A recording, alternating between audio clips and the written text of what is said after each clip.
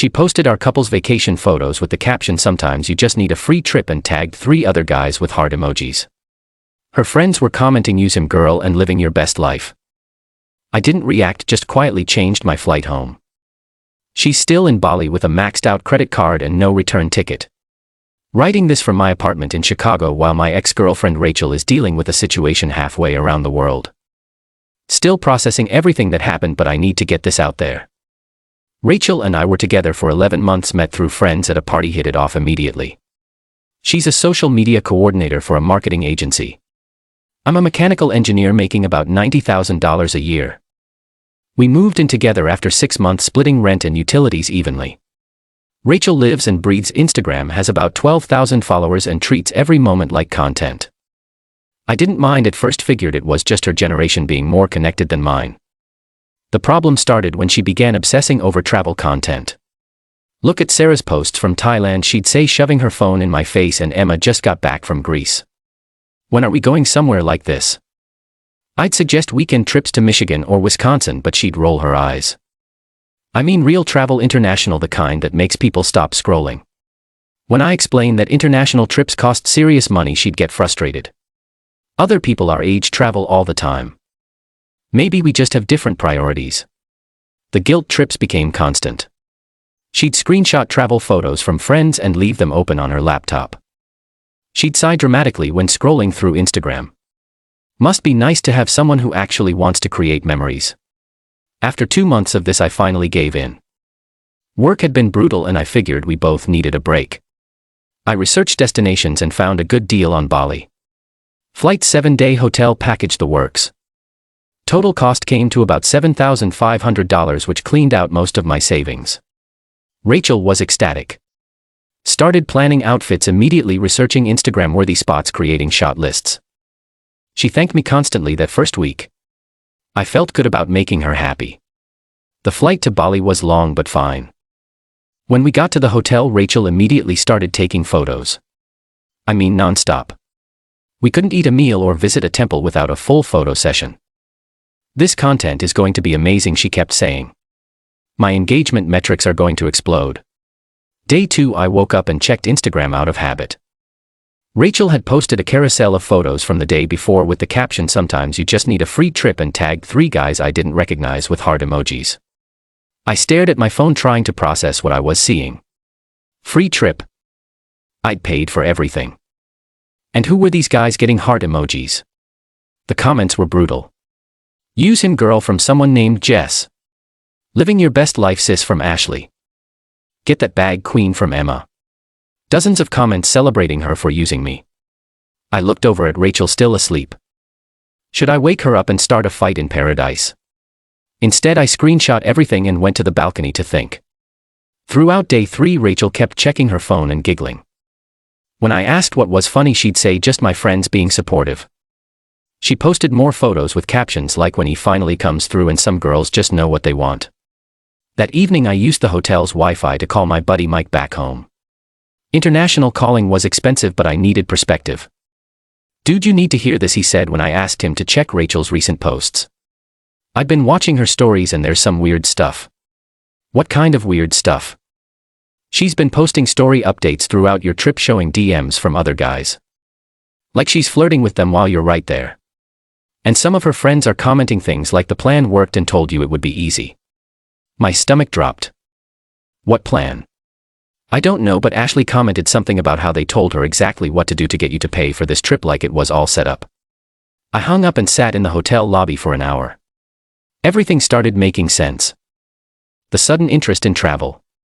The specific focus on Bali. The way she'd ramped up the guilt trips right when I was most stressed at work. That night, I made some phone calls using the hotel's business center. First to the airline to change my flight home. I could leave in 2 days instead of 5, but it would cost an extra $800. Worth it. Then I called my bank to remove Rachel as an authorized user on my credit card. She'd been added 3 months ago when we started splitting expenses more seriously. "The card will be removed from her account within 24 hours, the rep told me, but any charges already authorized will still process." I also called the hotel to clarify the payment situation. Since I'd booked and paid for the room up front, there wouldn't be any additional charges for my early departure. Rachel could stay in the room for the remaining night since they were already paid for. Day 4 I acted completely normal. We did the activities we'd planned, took the photos she wanted, went to the restaurants she'd researched.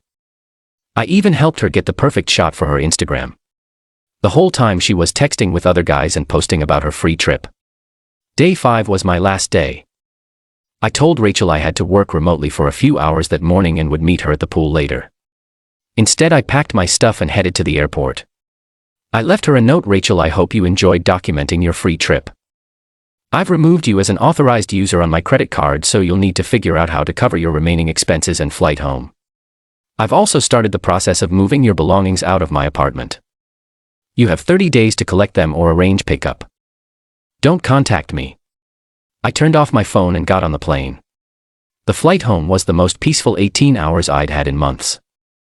No pressure to take pictures, no one checking their phone every 5 minutes, no one making demands about what we should do next. I turned my phone back on when I landed in Chicago. 53 missed calls from Rachel, dozens of texts that started apologetic and quickly turned angry. Her friends had apparently seen that I'd posted a story from the airport and told her I'd left. The texts were a journey. Where are you? This isn't funny. Then I'm sorry about the posts. I was just excited. Then you can't just leave me here. This is insane. Finally, you're actually insane. I hope you know that. I didn't respond to any of them. Mike called me that evening with an update.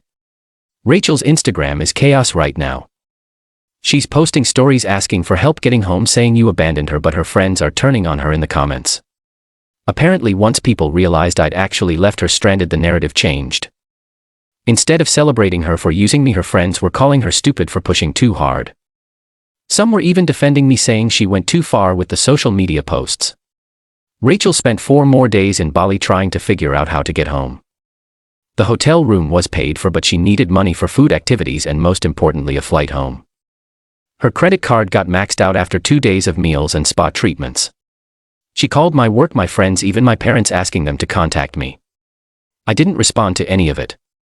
She finally managed to get a flight home by borrowing money from her parents, but not before having to cut her trip short by a day because she couldn't afford to stay longer without my credit card access.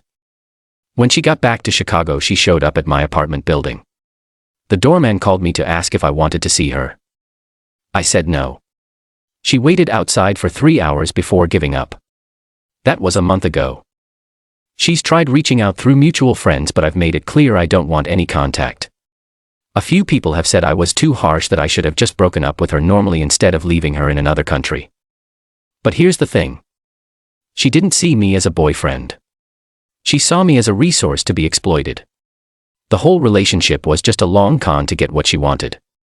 She didn't accidentally hurt my feelings or make a mistake in judgment.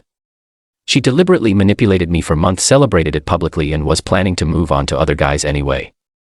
I'm not angry anymore. I'm actually grateful this happened before I wasted more time and money on someone who never cared about me. The trip cost me $7,500, but finding out who she really was, that was worth every penny. Rachel's still trying to rebuild her image on social media. She deleted all the posts about the free trip and the guys she was tagging. Her follower count has dropped by about 3,000. Turns out people don't want to follow someone who got exposed for being a user. As for me, I'm doing well. I've got my apartment back to myself, my finances are recovering, and I'm focusing on things that actually matter. Sometimes the best response to manipulation is just removing yourself from the situation entirely. Rachel did eventually get her belongings back. She had a friend pick them up during the 30-day window I gave her. No drama, no confrontation, just a clean break from someone who saw me as a walking ATM. The screenshots of her Instagram posts and comments. Still got them just in case she ever tries to tell people a different version of what happened. The internet might forget, but screenshots are forever.